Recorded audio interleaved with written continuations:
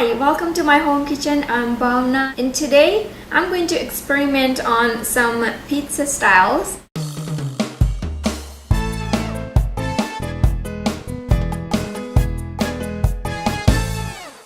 I had so many questions whether people can make it on a stove top or we can make it in a micro oven, and the answer is yes, you can make in the micro oven or you can make on a stove top. Today I'm going to share how simple, easy and quick it is to make on a stove top even. So when you make on a stove top, you might just want to create the environment like an oven. So here I have this big pot. I do not need this big pot, but I'm using big pot, and this is basically a fry pan I'm using. Make sure that your fry pan is in a good condition. You can see that it's very big, but I'm going to make actually the small pizza. But the more space you have in your pot, the better your pizza will be. So let's start making first the dough for pizza. So here I have the plain flour and here I have the wheat flour. And into these flours I'm going to add salt. You can adjust to your taste. And here I have the garlic powder. This is optional, but I kind of like the flavor of garlic in my pizza crust. Rapid rice yeast. Sugar to activate the yeast very well. So I just add a little bit of sugar. You can use the brown sugar or the white sugar will work as well. And now mix all these dry ingredients very well. Now olive oil, about 4 to 5 tablespoons, or you can adjust according to your preference, but I like mine crust a little crunchy. Now here I have this mix of milk and water, and it is lukewarm. Make sure that it is lukewarm, not hot or cold, because this will help us to rise the yeast very well. So make sure it is lukewarm. And if I need more, then I will take just a regular water, little lukewarm water. But I think this should work for me. And I want to prepare the soft dough. Alright, so here I have this dough ready. And you can see that it is not smooth and the way I want. So now it comes the kneading part. You can sprinkle little flour and keep kneading this dough till it becomes smooth and should not stick to your hand at all. Alright, so now we can see that I have prepared this ball. Look at this, it's very smooth now. So this is how I want, and elastido like this, you can see that. Pizza is almost everyone's favorite, and you can make it even healthier version of pizza. You can use the gluten-free flour if you are allergic to gluten, or you can make some healthy topping. Pizza doesn't have to be junk always. You can make it your own way and you can prepare it healthy as well. So I have this pizza dough here. You can allow it to rise for at least 25 to 30 minutes, and mine looks already perfect. It has risen even nice. Now I'm going to heat up this fry pan on a medium heat. So turn on the stove on a medium heat.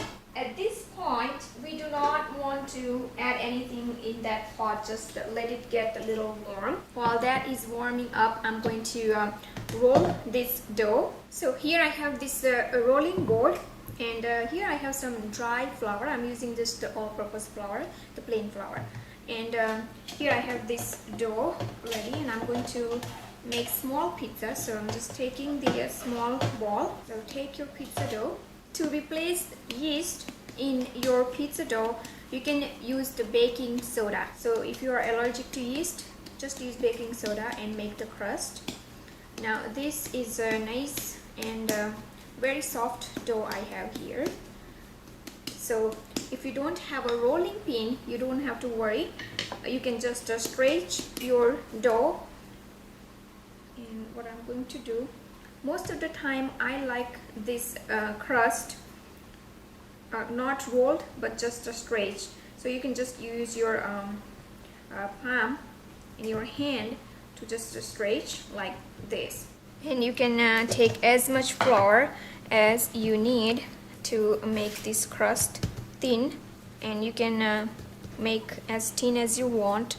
You can also use this method. You can just pull with your hand like this.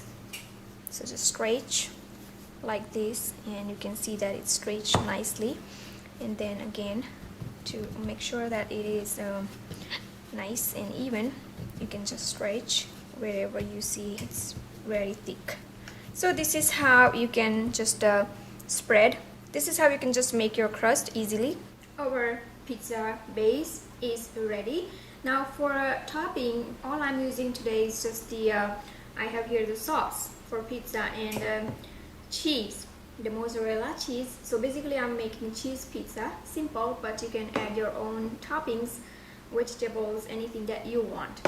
Now remember that we have that pot heating up, and first thing I'm going to do is bake this crust. So when you make on a stove top, it is very important that you first bake your crust. So basically you need a pre-baked crust when you make on a stove top for perfect result. I can see that it has got nice and warm here, so I'm going to put this pizza crust in here and bake till a little golden brown color. And you do not have to cover at this point, and you can see that it's rising nice again. See the big bubbles here? You can just lift a little bit on the side and see if it is done.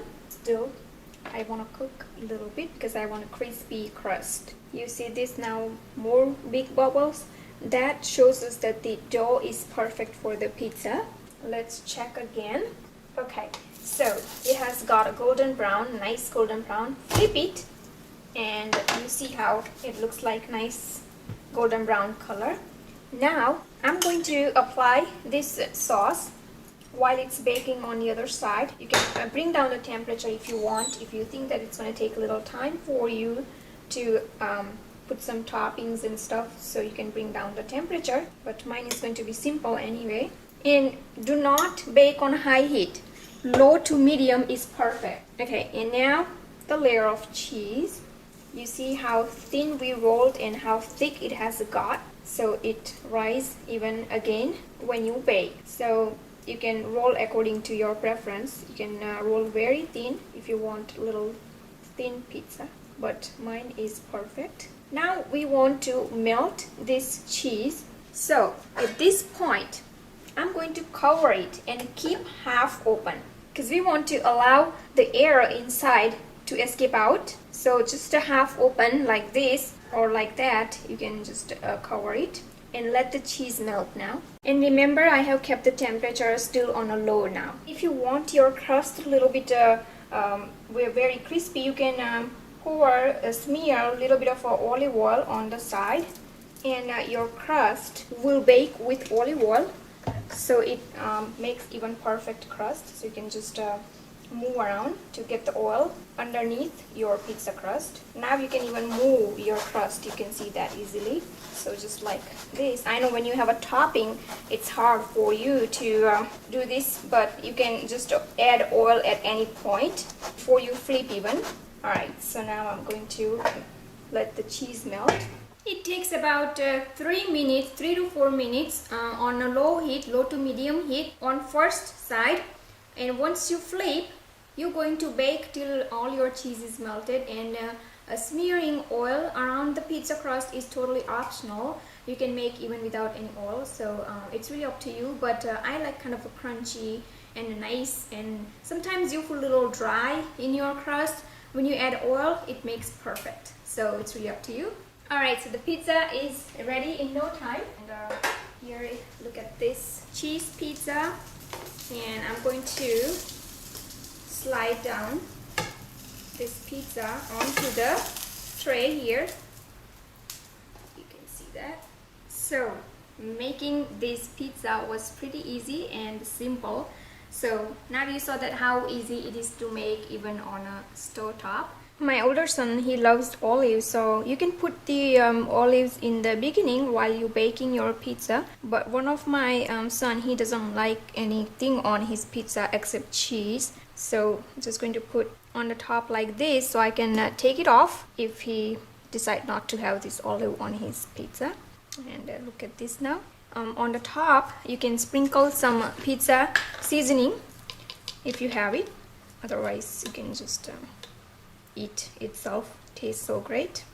Alright, So look at this pizza now.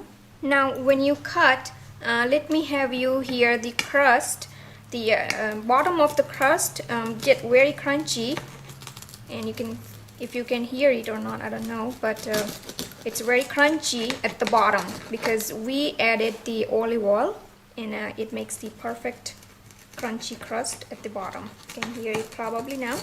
So this was all about experimenting with pizza. Thank you for watching, and I will see you soon with the next great recipe.